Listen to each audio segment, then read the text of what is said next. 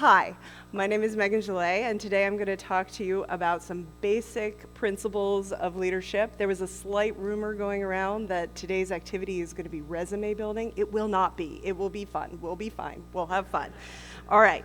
So leadership principles are applicable regardless of your role, regardless of how advanced you are in your career. If you're an individual contributor, if you're actually a leader, if you are a software lead, whatever title you may have, leadership skills will help you with it. But first, we just had lunch and we're getting into a long session. So to get our heads in the game, we're gonna play a game. All right. So I'm going to show you 3 words and you're gonna shout out at me what they have in common. Are we ready? All right, thank you, yes, 2 people. All right, here we go. Okay, first word, gala, Fuji. Very good, yes, excellent, well done, everybody. Okay, apple, counter, artificial, intelligence, excellent. All right, book, admins, Fleetwood Max, very good, yay! Oh no, sorry everyone. Cougar, never officially released. Big Cats, there it is, got you, well done. Okay. Nice, this one was actually Mac OS's, well done everybody. Okay, now that we're all awake, let's get the show on the road. Okay, leading from wherever you are, let's get started with who I am. Again, my name is Meghan Gillet. I am a technology manager at the Walt Disney Animation Studios. I work in the platform and infrastructure department. I manage 2 teams at Disney, and they span both our Vancouver and our Burbank offices. The first team that I manage is data services, responsible for all the database maintenance, deployment, and infrastructure. And the second team that I manage is deployment services, and they're responsible for deploying third-party software that includes OSs, security remediation, license distribution for Macs, but also for Windows and Linux. So I drive technical initiatives with those teams and within the department itself. I've been at Disney for nearly 16 years, and already first mistake. Let's go back one slide. Here we go. I've been at Disney for nearly 16 years, and I have had many jobs within that time. I've moved around a lot in my career. I've worked through Tangled all the way up until Zootopia 2 in theaters this November. To keep you all to the end, if you can make it, I have the teaser trailer for Zootopia 2 that I will be showing at the end of this talk. Yeah. All right.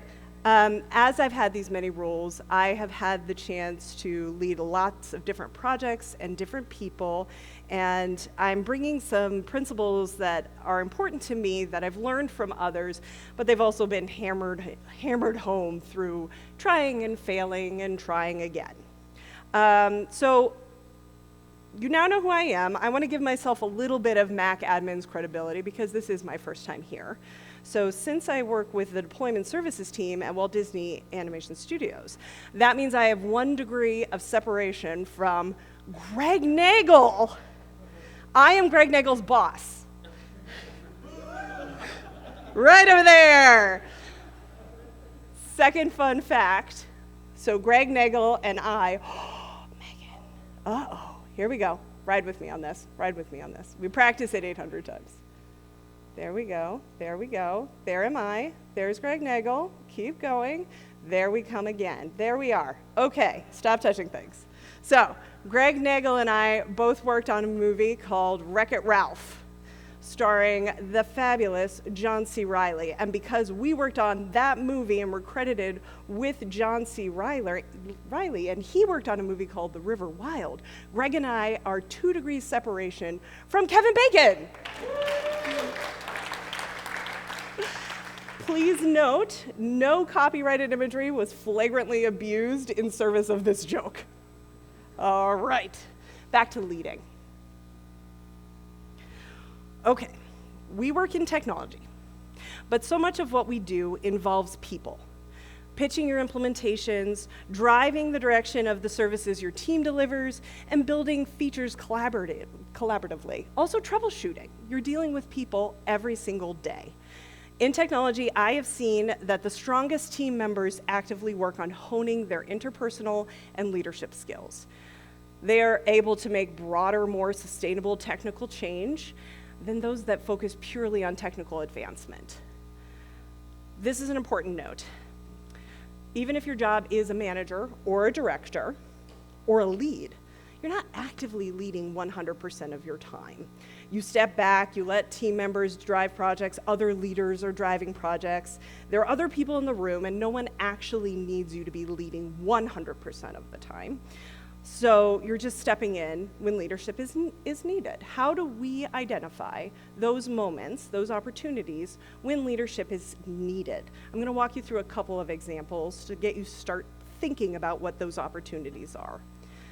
Perhaps you have an idea that you would like to share with others. Maybe the project or service or tool exists, but it's convoluted and it's hard to maintain. Maybe there's unclear rationale or mandate. Maybe there are unclear goals. Maybe the goals are clear, but the direction or the path to get to that goal is unclear. Maybe there are too many conflicting opinions and disparate ideas.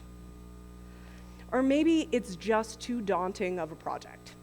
In those moments, what can you do to help serve that work and those people? As you start to dive into these opportunities, look around you. Is there somebody already trying to lead this project that you should talk to first? Is there anyone who wants to lead that you should be partnering with? Okay, now for those index cards that are there but haven't been explained. There are index cards at the fronts of the tables, and for those of you in the seats, there's a bunch at that last row that they can pass out to you. Not the last row of chairs, sorry, the last row of tables. So the people in the center, I'm giving you the responsibility to pass these out. A lot of you have accumulated pens at this conference, so feel free to use one of those. I also have a few extras in case you need a pen.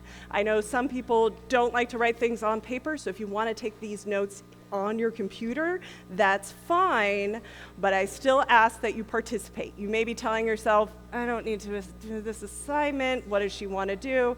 Just ride with me on this one. It's going to be applicable, it's going to be a good time. You're not going to have to present these at the end. These notes are just for you, if that helps. Okay, I'm going to show you a list. You don't need to write this down for this assignment. I'm just showing you so you know what's coming. Here it comes. Here's the list. You don't have to memorize it either. We're going to go through every single one of these one at a time. And these, you've probably seen these words before. They mean something to you.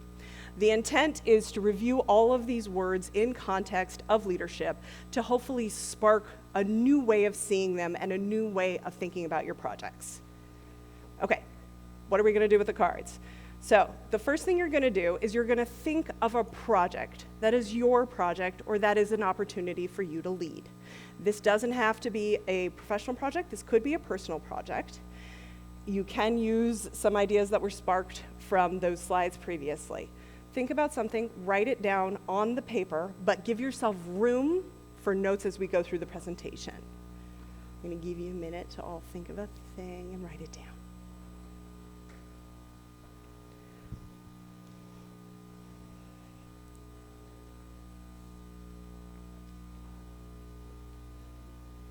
Okay, so some are done, some are still thinking. That's okay, take your time. In the next slides, we're going through that list of words. If any of those principles resonate with you and that project, please write it down. If other note ideas come to mind while we're talking, write those down too. What I want is for you to be able to leave this room and have a real thing to apply these principles to. It's going to be a lot of talk of concepts, but if you have something you're actually tying to that means something to you, you have an actionable item to move forward. Okay, so moving on. going to look maybe a little like this. You see the beautiful scribbles? These could be the notes that you take for yourself and how you explain them for yourself. Okay. Are we ready to move on to the actual list? Thank you. Very good. Excellent, excellent, excellent. Okay. Before we start, a caveat. These principles are for you to take action on. It is very easy to see a list of things and your mind starts to think about people that you maybe work with who maybe could do a better job at some of these things. Let that slip away. Bring your focus back to you, the person you can control. These are for you to take with you. Sound good? Okay, some quiet nods. I know, we're right after lunch. It's okay. Okay, here's our first one. It's a big one, that's why it's first.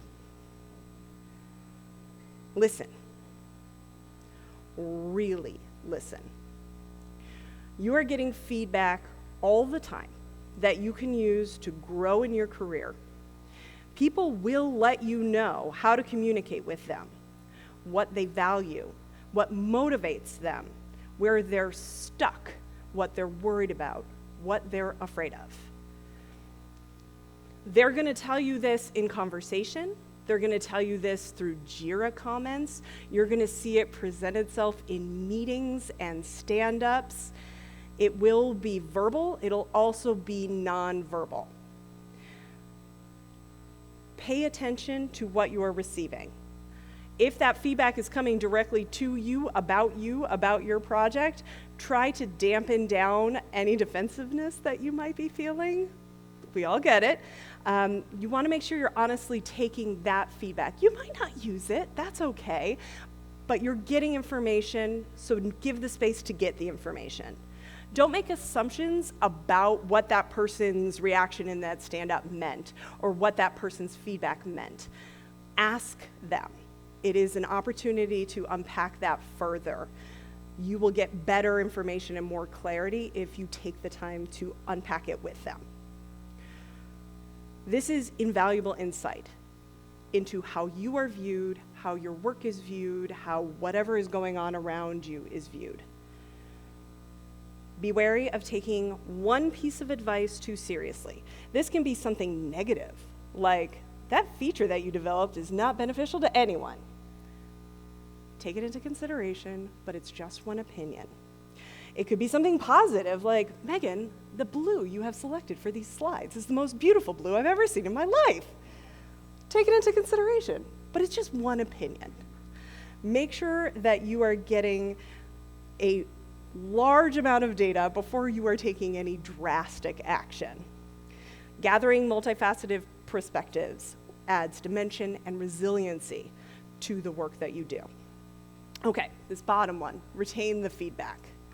For those of you who are note takers, my people, we take notes on things. For those of you who are not, that's okay. But you need to find a way to remember the feedback that people are giving you. It is a gift. Do not waste it. Do not lose it. You don't have to record every single word that everybody is saying all the time, but the important notes you should recall. Show people that you value their opinion by giving them the space to give it and remembering what they said, then applying those things where is it applicable. For those of us more established in our career, the further along you go, the harder it will be to get direct feedback. People are going to be a bit more wary just telling you something to your face. Keep that in mind because you're going to have to ask more questions to get deeper into things, and you will have better luck if you are showing that you're taking their feedback seriously.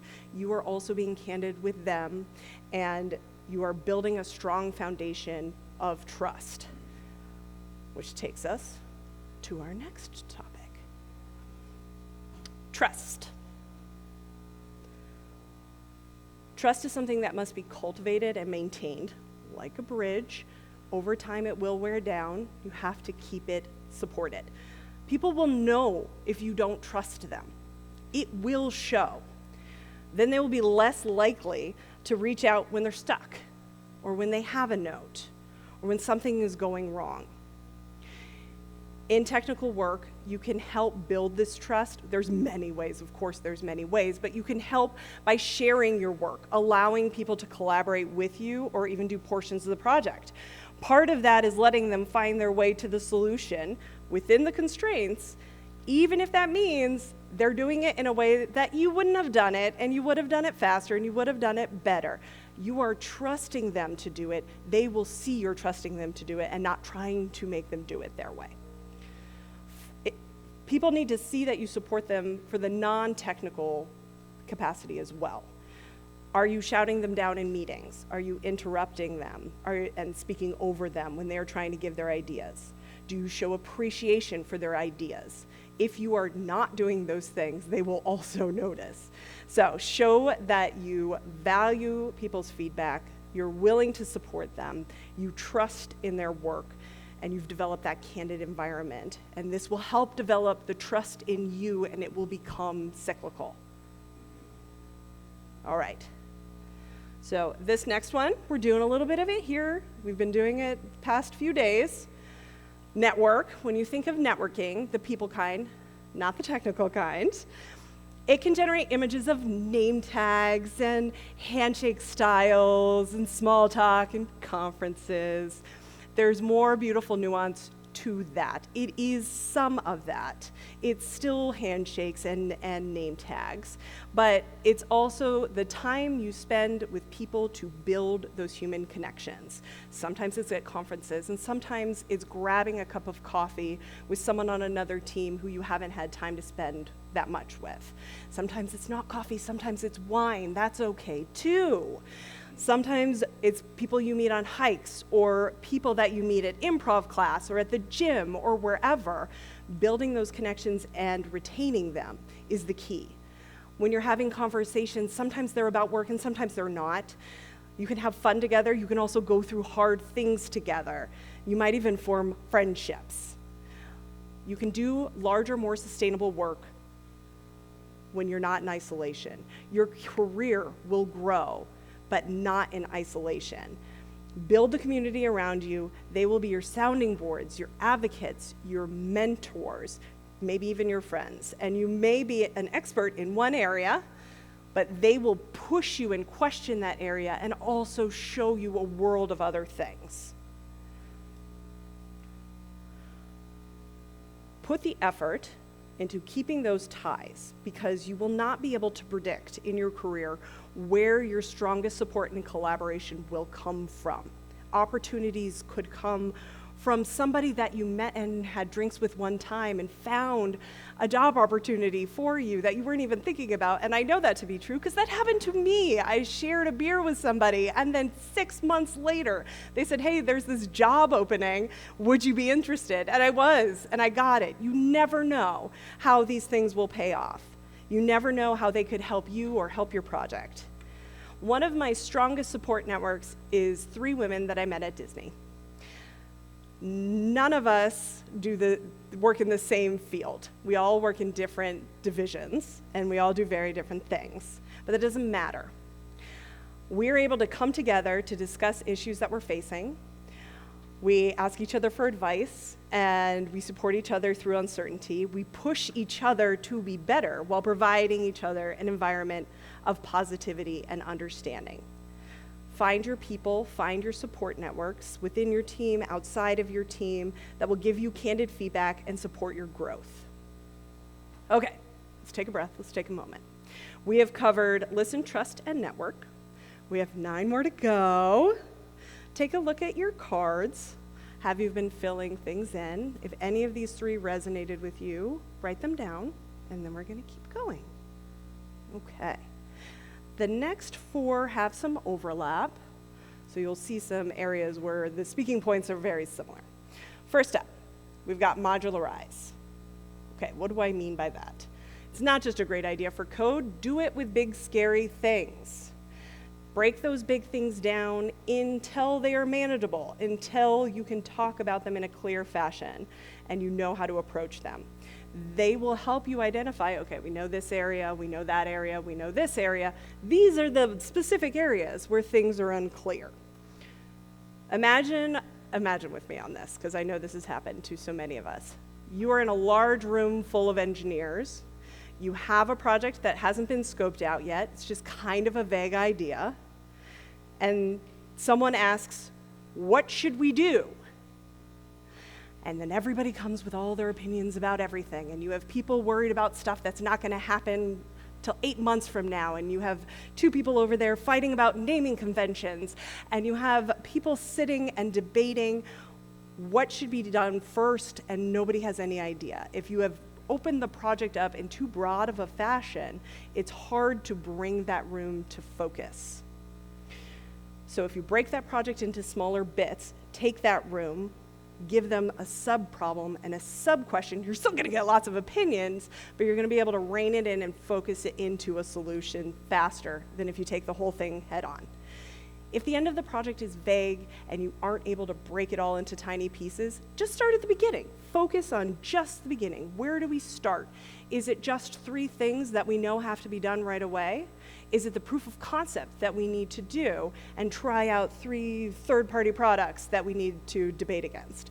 Keep it focused and keep those work areas small.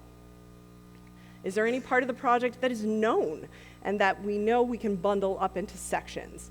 Is this split between teams, and you have one team over there who's worrying about specific boxes, and you worry about these boxes right here? Is there one code repository that you have to work with, or several? Break those apart. And now that you have these in teeny pieces, maybe not teeny, but smaller, now you can see what's missing, and you can start asking people around you what they think is missing. Okay, so you've got your chunks, and the big thing is broken into smaller bits, and we're going to put those pieces in order of what should be done first. Sometimes this is JIRA tickets, looks right at Greg.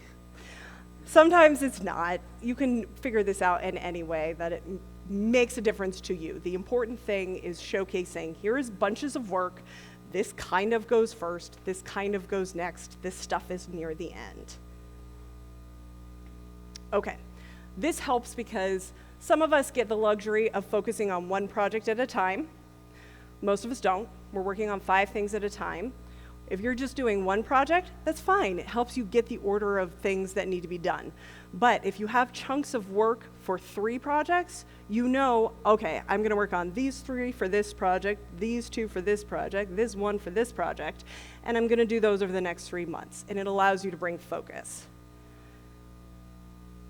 Start with your known constraints when you're prioritizing. What do you know? Is there a firm deadline? Is there an impact deadline that's going to make a difference to the project? Make sure those are in there. Does anything need to be done in collaboration with another group?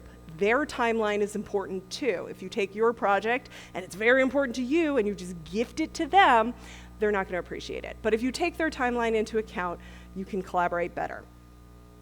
Are there any guidelines from your organization, security, that you need to take into account when you're planning your stuff out?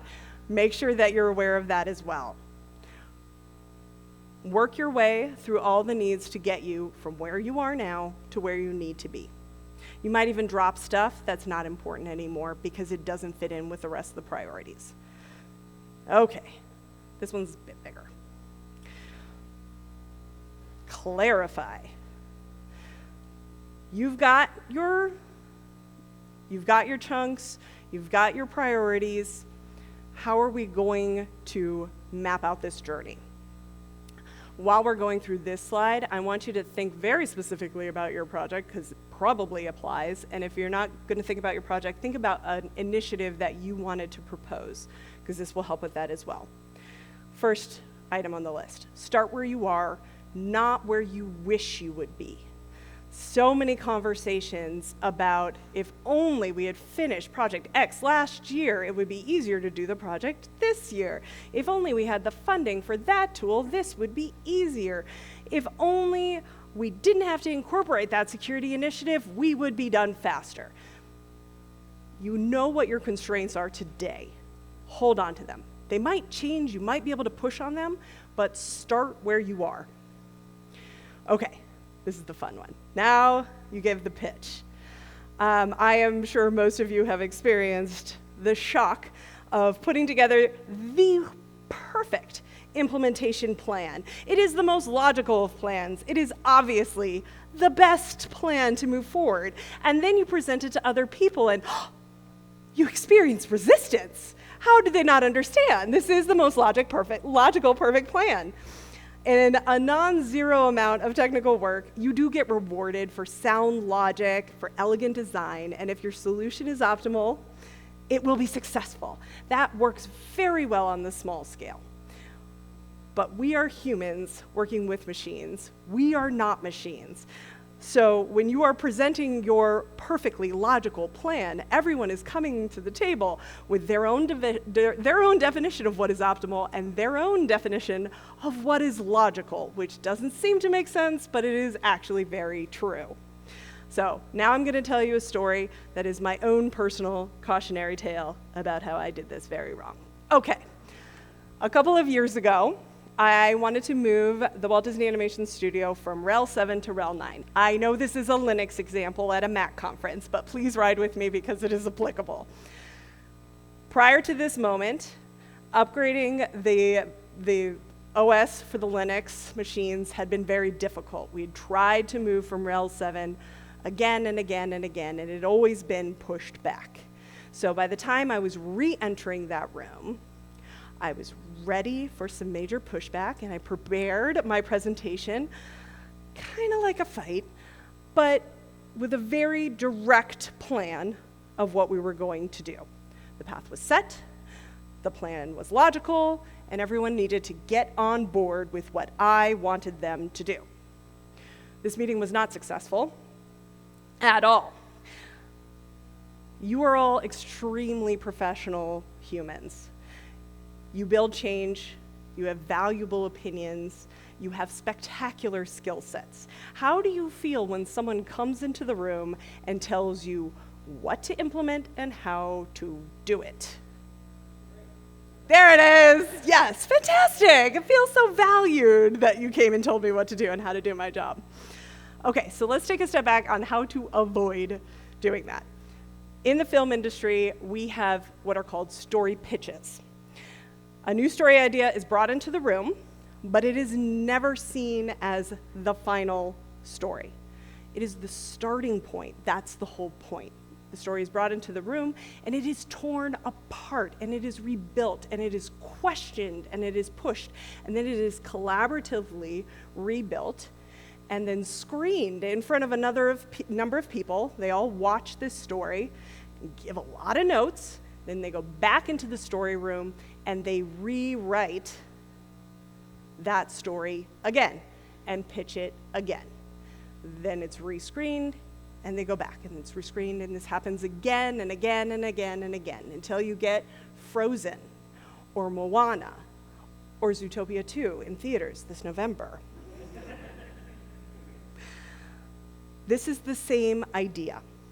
When I reframed my pitch as a starting point instead of a mandate, and I left breathing room in the plan for contribution and corrections, it was a decidedly better conversation. Everyone successfully worked together, for the most part. We completed the project. There were so many unforeseen obstacles when you were going two major versions of an operating system. Any number of things and any number of internal dependencies go wrong. But with everyone contributing, I'm not the only person who has to solve the problem. We all are solving it together. And by giving people the freedom to come up with great ideas, they did, and they were amazing, and we overcame every obstacle. And now we are on Rel 9, and it was because we worked together. As you are developing your project, your initiative proposal, whichever it is, be mindful of your audience. Bring others with you on your journey by letting them contribute to drawing the map. There will be reasons along the way that the path will need to change, but that is the beauty of not going alone. You have others with you to help you unpack those problems when you get to them. As that path is developed, leverage our previously mentioned abilities to modularize, to prioritize, and also to listen. Are there deadlines or expiration dates that give you a guideline of what that finish line, that X on the map should look like? If the ending is unclear, like we were talking about before, if the ending is clear, if the ending is clear, like a solid deadline, start with that deadline, work your way back. It will help you paint the way there by starting backwards. Okay, as a leader, there are a few things you need to make sure are happening. There are a lot of things that you're going to be coordinating. This is just a few examples. Making sure there are summaries of large chunks of work so that it's actually represented.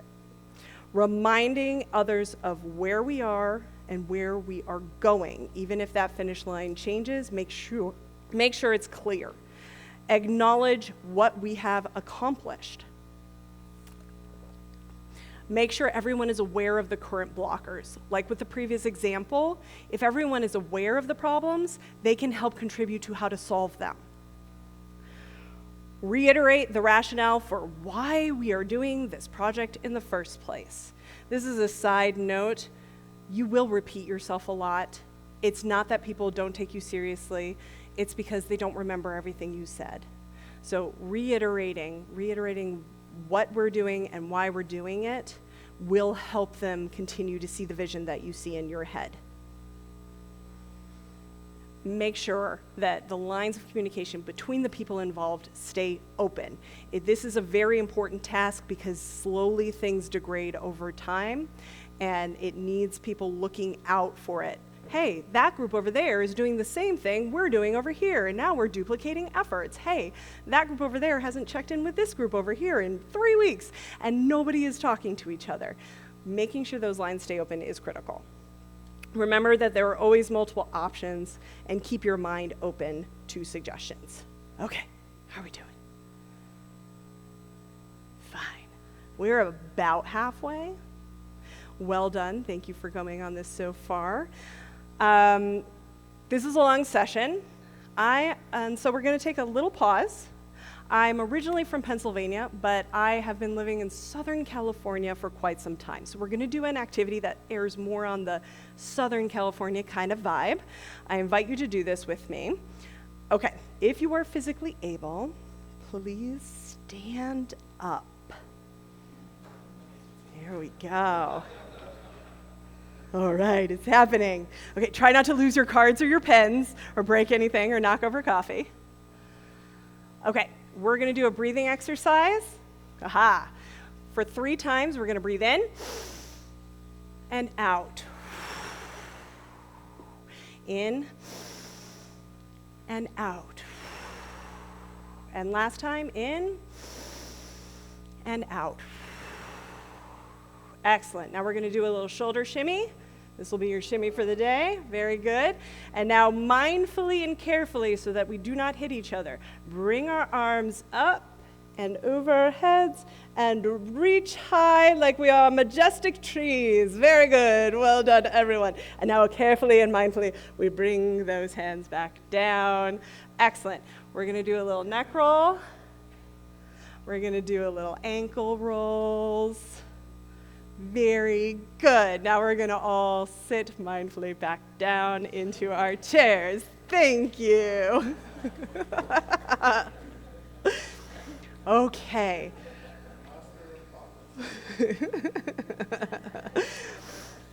As you are sitting in your seats, take another look at your card. Make sure you're keeping your project forefront in your mind, because we're going to go through some more of our principles. Ready? Yes. Excellent. Okay, we covered this one a bit in the previous principle, but it is worth its own slide because there's more to unpack here. Adapt. Okay. The whole point of developing a plan for work is to meet the main requirements. The path will change. Even if you have that beautiful design you had in the beginning, it will change. That doesn't mean there was something wrong with it. It's just that change is inevitable. There are going to be new constraints. There are going to be people that come onto the project and leave the project. You're going to find out that there was this whole bucket of work here on this area of code that you haven't touched in 10 years, and now that needs to be considered. Okay. So this one is hard, so I kept it separate so that we click slowly into it. The things you build are not precious. Your work is precious, that's for sure. Your ideas are precious. Stay with me. The things you build are not precious. I'm sorry. Okay, set in that. I'm going to sip my water. Okay, all right. Candid feedback time. If you cling too tightly to your ideas, they cannot evolve or spread. If you cling too tightly to your project, it won't change over time, and the contribution of others won't have the chance to develop it into something greater. You won't be open to hearing improvements if you're keeping yourself and your stuff too tightly to your chest. Adapting your ideas and your projects to include the ideas and the work of others will make them stronger, will make them more sustainable in the longer term. If the idea you put down on your pitch, or you put down on your card, was to win a pitch, have you added in the space for the pitch for collaboration and notes? Have you emotionally prepared yourself for other ideas or opinions or disagreements? It's important to do so. They will happen. Okay, that one is going to be hard enough. You are going to put effort into this, and you are going to work hard to let things go so that they can flourish. But while you are doing that, other people won't. They're not at this talk. They're not thinking about these things. And you can't control them, even if you tried. So you will be letting go and adapting, but you also will have to adapt to other people not doing that. We've all worked in this industry long enough to have seen instances where individuals were very attached to something that they created. Adapt to the fact. Make space. For those moments, your approach will need to be more mindful. You will have to be careful about not setting unrealistic expectations on those people and their projects. It doesn't mean it can't change. It just means a different approach. Exercise your adaptation muscle and see if there is a way that you can find through communication, through building trust, to move forward where you need to go. This might take several reiterations and more time on the front end, building trust with those people so that they know that you are not doing this to be malicious. It is an honest effort to help move their project forward. Okay, so now I'm telling you all of your precious things have to go away, and you have to share your ideas with others, and they get to contribute, and they get to contribute to your projects. So how do you find joy when you are not owning the change that you are putting out there? You find the silver linings. You find the silver linings in the influence that you have made, in your ability to bring people together and bringing disparate ideas together. You take a step back and you look at all the moments of influence you have made and let those moments build together into a bigger picture of change. Feel pride in that. Sometimes the joy is found in architectural optimization and feature improvement, but it's also felt in getting a project through to the finish line and bringing so many people along with you. Okay, that was the hard slide. Let's keep going. Delegate if you can. You don't have time to do everything. You also don't have to solve everything. There are people around you in your community. In the short term, it's probably not going to matter if you don't delegate. But over a longer period of time, you will find that it actually impedes your growth. This is related to that sharing of the precious projects that you may or may not have. If you are the only one who knows how to fix things, you won't be able to trust others to fix it when you're on vacation, when you're at Mac admins. You will become the bottleneck for projects instead of the go-to source. You will restrict your knowledge base to your precious projects because you're not going to have enough time to expand on other things. Take the time to ask yourself, what do you absolutely have to do yourself, and what can you honestly give to others regardless of how they'll finish it, because it's not going to be what you want, but can they do it, honestly? Okay, how is our project activity going? Are we still having fun? Or rather doing it, maybe not having fun, but doing it?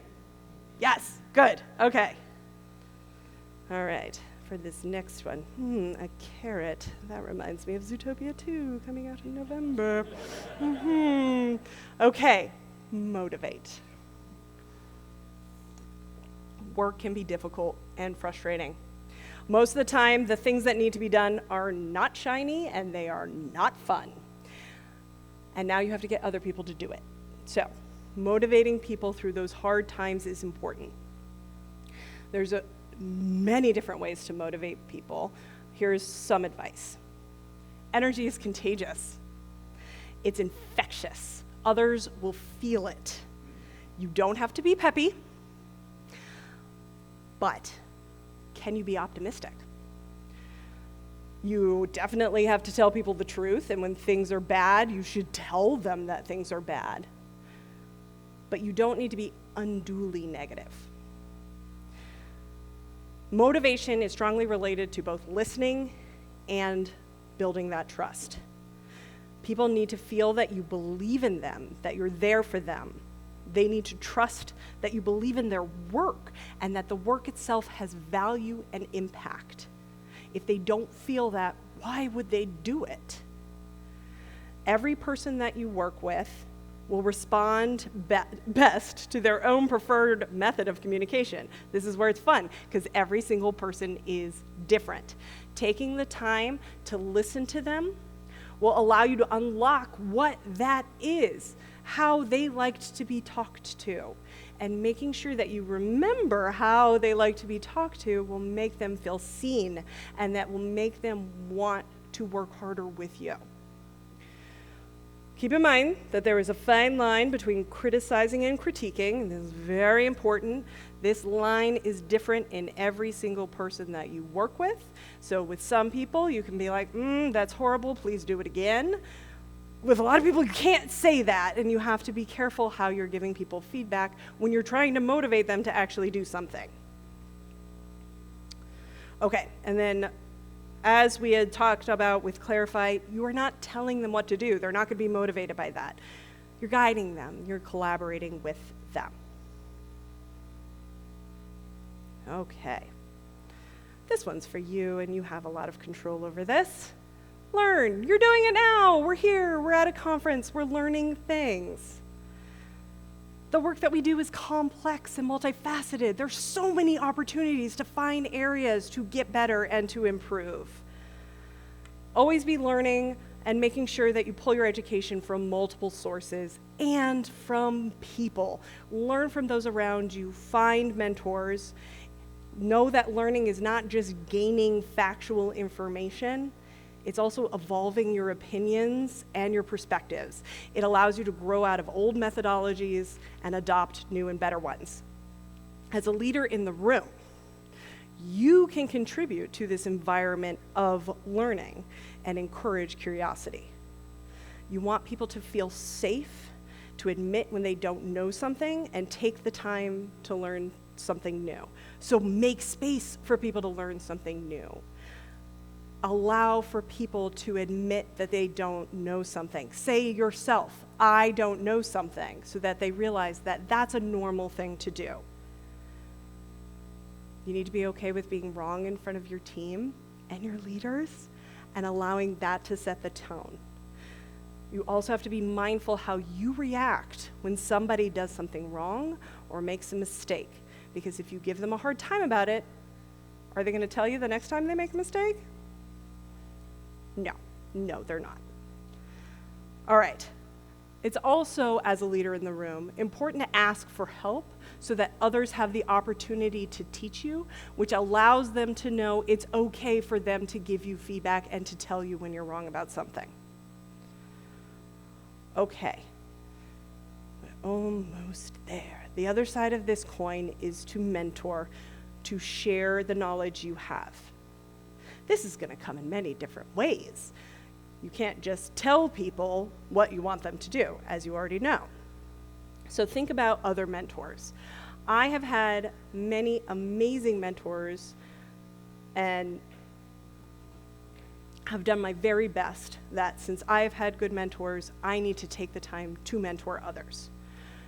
Mentorship can come in all varieties. It doesn't just have to be a leader giving you mentorship. It can be a peer-to-peer relationship that you have. You can provide mentorship to your leaders. Leaders, we don't know everything, and there is so much to learn. Guide those around you. Leverage your listening skills to hear what is needed from the other person. Do they need a conversation? Do they need better documentation? Do they need peer programming? What is it that they need? Where do you meet them? And how can you best support them? My best mentors have been amazing listeners.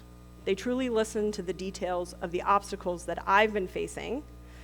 They give me solid guidance. They also give me options, which I like, because then I can choose my own adventure of what I want to do. And then they remember that I'm going through that obstacle, and the next time we meet, they ask me how it went and what I chose to do. I use my experience with mentors and the things that I like about mentors to guide how I mentor. I don't think there's one solid way to mentor. So think about what you've liked about the mentors that you've had in your life, and then carry that forward with the people you mentor. And also check with people, make sure you're meeting them where they are. Okay. We made it, y'all. We're at the last one. Well done, everybody. Okay. Iterate. What I mean by iterate is to continually develop and practice your craft. You do this already with your technical work. Make sure you're doing it with your leadership skills. There's stuff we built today. There is other stuff you've learned. There's other stuff you're going to learn. Keep practicing it. It's okay to make mistakes because you're going to learn from them and you will get better. Just keep trying. This is like a CI/CD pipeline, but it's for yourself. You already know the power of incremental change and continual improvement. Do it with yourself. And leading is an endurance sport with no finish line, so take the time to celebrate the moments where it's working and you're doing well as you go along, and those are the moments that you celebrate and you find your joy from. Okay, here we go. Project review! You have a card in front of you that hopefully has a project name and things written on it. Okay, here's the summary. Take a moment, look at the overview, look down at your cards, add anything that is missing, and take a moment to internalize what we've talked about and how that will impact how you move forward on this. Hopefully some of these ideas have resonated with you. Okay. We made it to the trailer. Okay, this is the part where we pause our recording because this is Disney copyrighted material that we're not going to record. Thank you all for your time today. What are your questions? Yes, okay. This is the moment I've been, no. Oh my God, thank you. I have been anxious about this all day. I don't know how to do sports. And he, I'm sure, doesn't want to get hit. Nobody wants to get hit, and everybody wants to keep their coffee the way it is. Yeah. So at the beginning you talked about trust. Yes. Are you implicitly trusting if you're coming into a new team? Yes. Are you implicitly trusting everybody first and letting them do whatever, and if they don't perform to expectations, then correcting them? Or are you saying, you need to earn my trust first, so I'm going to watch I'm going to micromanage you for a little while, and then, and we'll earn our trust and we'll both grow that way? The way that I approach it is because of the way that my reaction has been to leaders who have busted in and micromanaged. I try very hard to earn their trust first. So I want to observe what's going on. I gather feedback from anyone who has worked with them or managed them before or worked with them before. But then I am trying to allow them the opportunity to have that relationship with me. So I try to put in the work at the front of getting to know them and try so hard not to make assumptions, and it is really hard to do. But similar to the story with the Linux OS, when I have busted in the room and said, all right, this is what we're gonna do, they feel on edge immediately and they feel defensive immediately. But I have taken the time to get to know them. They're gonna trust me more when I say, okay, this is the area I think I need you to improve upon, and I'll be able to be more candid because I earned it in the beginning. Good question. Okay, yes, go ahead. this slow toss with the pass. How do you naturally just not get frustrated when something that is your baby that you've been working on, that everything's dotted, crossed off, checked off, but then, right, like you mentioned it before, right? I think I wrote it down and I can't remember it, but like, how do you just naturally not just let it go? How do you do that? Yeah, the question is, how do you naturally not get frustrated when letting go of your baby? And the answer is, I do get frustrated. But in that moment, you acknowledge the feeling that you're feeling. It's okay to feel that feeling and maybe find somebody in your network to vent to that they're taking the thing away. The difference between trying to hide all your feelings, the difference is you have acknowledged that you're feeling that. That means this is important to you. That means that this is your baby. And so how do you take yourself out of that? These are my feelings. I know it needs to get to here. How do I get it to here? You don't have to just give up pieces of your baby right away. That's going to be too hard. But feel your feelings and then slowly, what feels okay? If I give this little piece away, does that feel okay? And then feel your feelings for that. So, no, you don't magically not feel feelings after that. Yeah, excellent question. I'm not throwing it. I'll throw This being clarity is more my question I want to ask. You know, a team, a colleague, you know, newly on board, you've been with the team for over a decade. Somebody has come in probably a year or so. Yeah.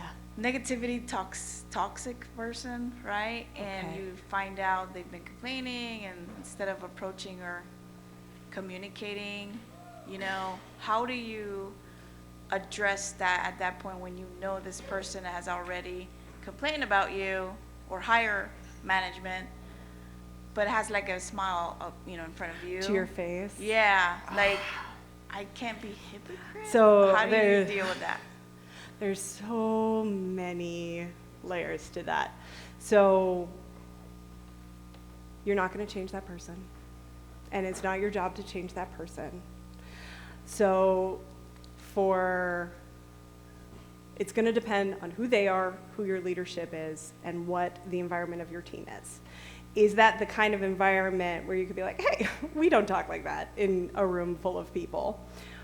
Or is it a relationship that's safe enough for you to speak to that person candidly? It might be, it might not be. If that is not the case, is it safe enough to talk to your leadership and just say, hey, this person is painting a bad picture of me. I know that's a difficult solve, but can I at least portray who I am to you so you understand where I am coming from and understand that this is happening. They're saying this about my work, but this is the reality of my work. And it's so, speaking of emotions, that can be so hard and so frustrating. And so having a clear line of communication to a leader or somebody in a leadership structure to let them know that you're experiencing that can help them try to solve the problem. They And are then aware doesn't- already.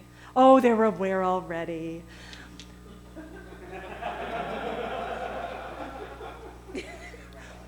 And I'm not Yep. the only one who has been complained about. Okay. So it's more than, it's not just one person. It's, It's- it involves a lot of people, but it's this person. This person basically. particularly. It's just do I come about in a way like, hey, let's talk about this. What happened? Why couldn't you just come to me or to whomever and just say Yeah. what we're not perfect. If you You feel know? comfortable saying that to this person, great. Because opening the conversation, letting them talk, letting them have space, and coming at it as from a stance of, let's try to collaborate together. Let's try to work this. It might not work. It might not solve it. And sometimes it requires more effort from being a leader in the room to work around the constraints that they are giving us. We still have to work with them. And sometimes it can be very frustrating because it feels like, why am I putting in all this effort when other people don't have to put in all this effort? It makes you stronger. As sucky as it is, it does make you stronger as a contributor, as a leader, that you can adapt with those different kinds of personalities. And if you can make progress with a candid conversation, that's fantastic.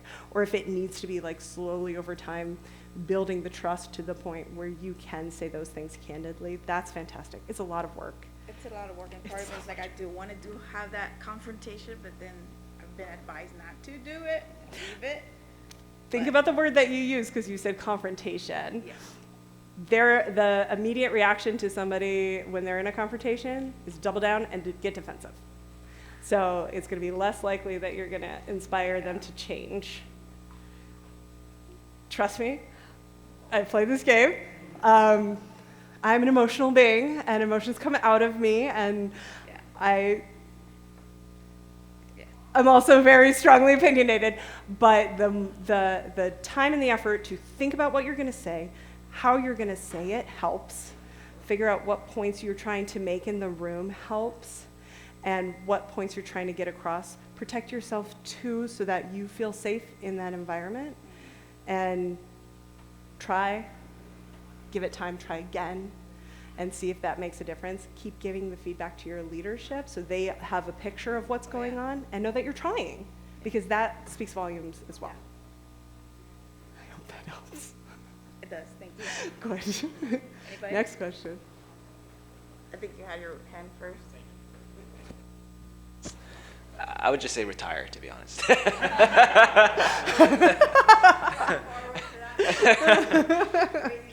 Oh, that's beautiful. My question is on the motivate topic. Yeah. So we mentioned that you want to be positive and that energy is contagious, and I do try to do that because I do see it with my team. The question is on how do you temper that, and how do you balance it? Because you mentioned we don't want to be unduly negative, but sometimes there are hard truths that we just have to accept. Yeah. And so when is the time to sort of be the bearer of bad news, or just sort of sugarcoat things and maintain positivity? I guess that's the distinction that I'm trying to make. So err on the side of honesty. Sometimes there's going to be moments where there's information that needs to be shared.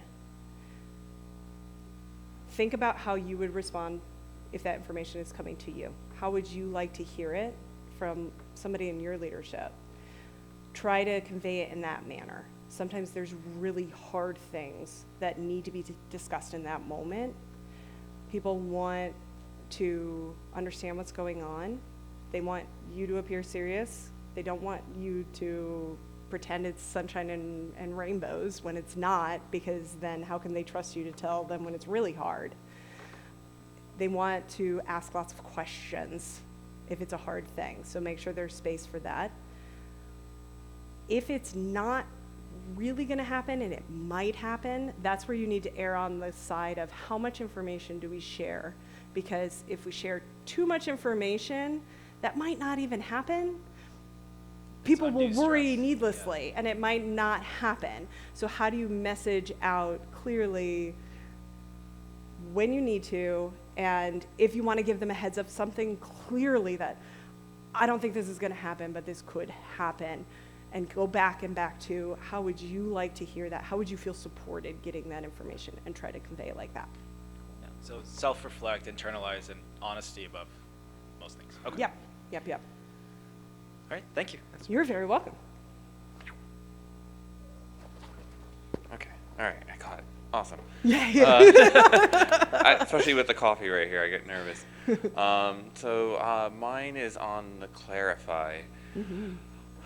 I have members on my team that seem to regularly forget what was or previously agreed upon.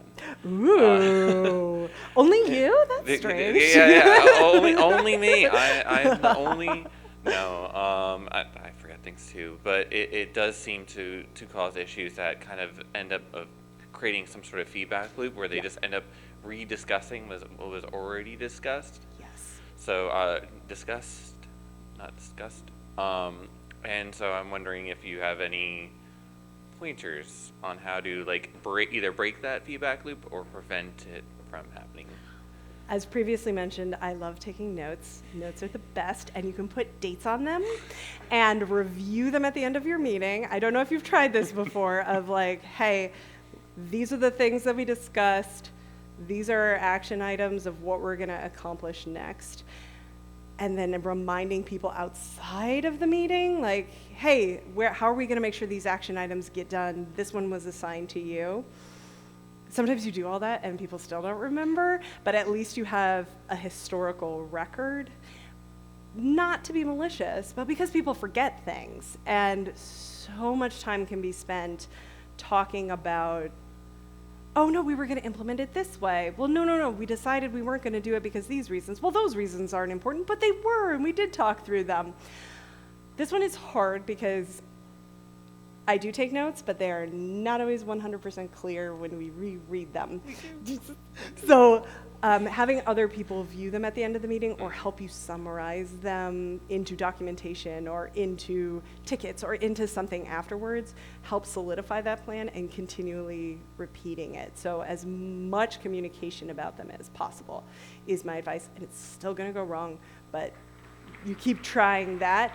And then that modularize things. So if you already decided something, is there a way you can showcase okay, we're doing this. We all decided, let's move forward and discuss this next thing the next time we meet.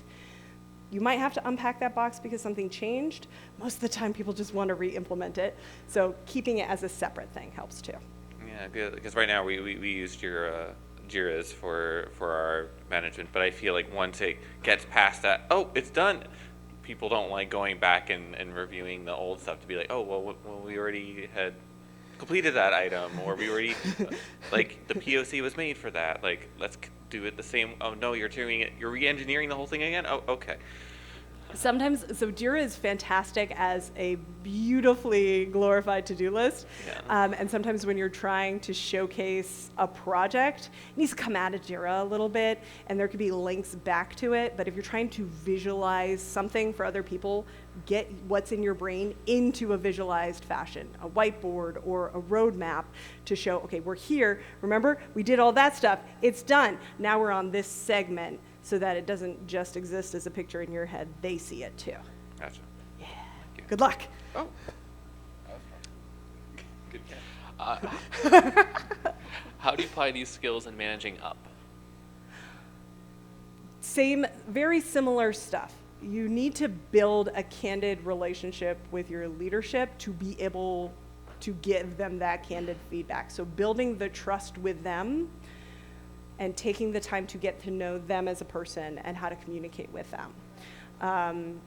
Similar amount of effort, similar obstacles where you might have a leader that takes extra effort to learn from, or you might not. You might have a great leader who you just jive with on that first day. But taking the time to let them trust you and you trust them will allow you to have more candid conversations with them, so that when you do find the opportunity to say hey, can you change this a little bit, or could we improve on this, you've already established a strong relationship with them. Does that help answer? Yeah. You should do it, it's important, but takes extra effort because they're your boss.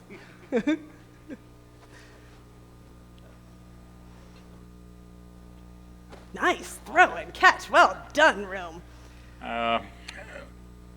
This entails several of the points you brought up there. Yeah. I hate to say this, but in the military, they taught in leadership, it was getting things done at the lowest competent level. The trouble is, for me, is to look at people and say, where's my lowest competent level?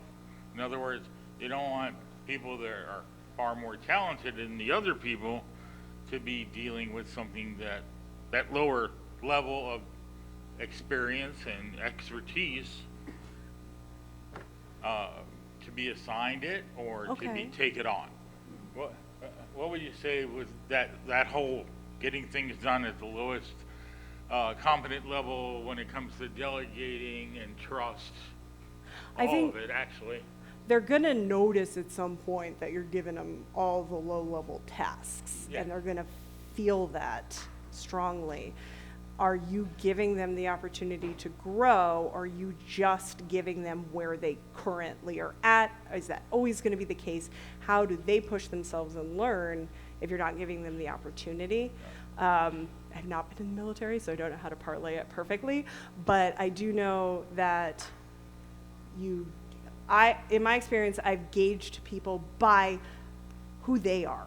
There are people who come in who don't want a big project right away because that's big and they can mess it up, and so they like having slow incremental work.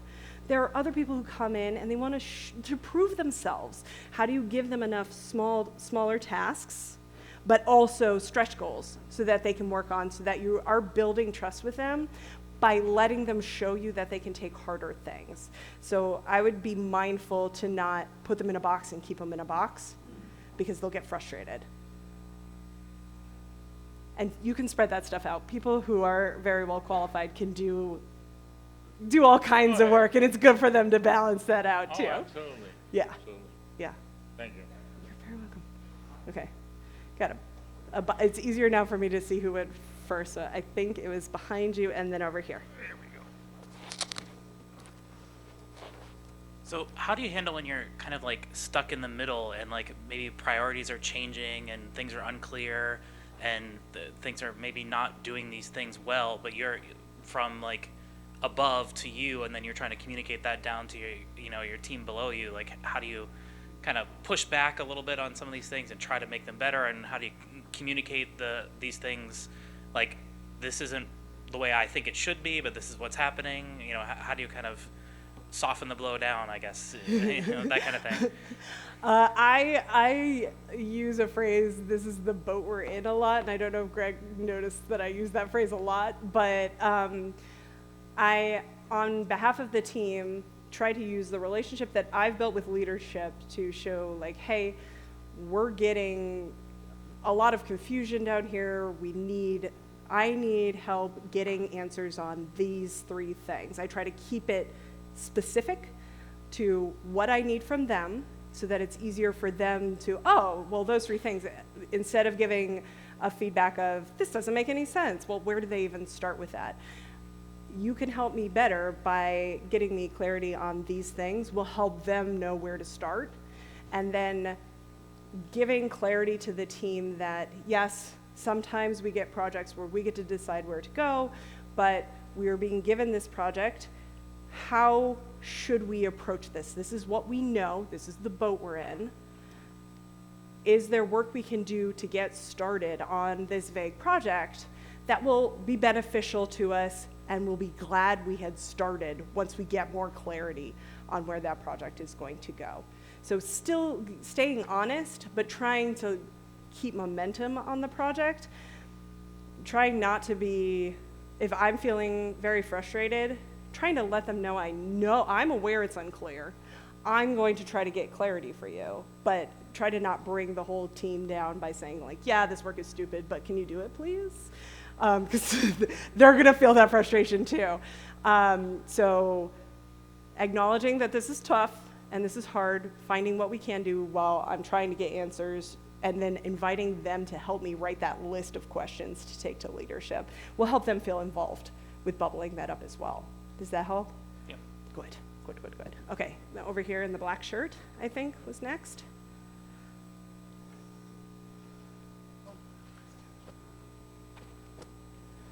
Okay, so kind of bouncing back to the question back here.